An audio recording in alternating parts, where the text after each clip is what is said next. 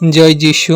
প্রভুর বাক্য বলে 1 থেসেলনিকীয় 5:16-18 সতত আনন্দ করো, অবিরত প্রার্থনা করো, সর্ববিষয়ে ধন্যবাদ করো, কারণ খ্রিস্ট যিশুতে ইহাই তোমাদের উদ্দেশ্যে ঈশ্বরের ইচ্ছা।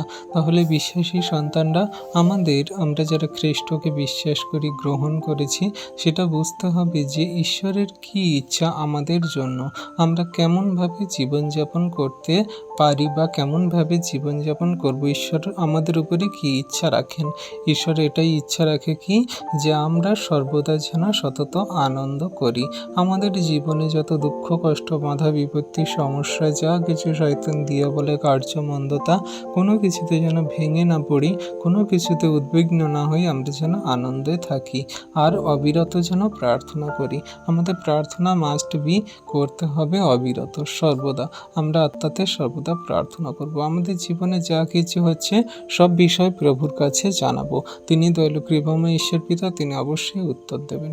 আর কি বলছে, সর্ব বিষয়ে ধন্যবাদ করো।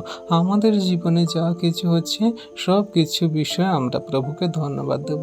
যদি খারাপও হয় তাও ধন্যবাদ দেব, যদি ভালো হয় তার জন্য ধন্যবাদ দেব। বলবো, প্রভু আমার জীবনে যা কিছু হচ্ছে তার জন্য তোমায় ধন্যবাদ করি।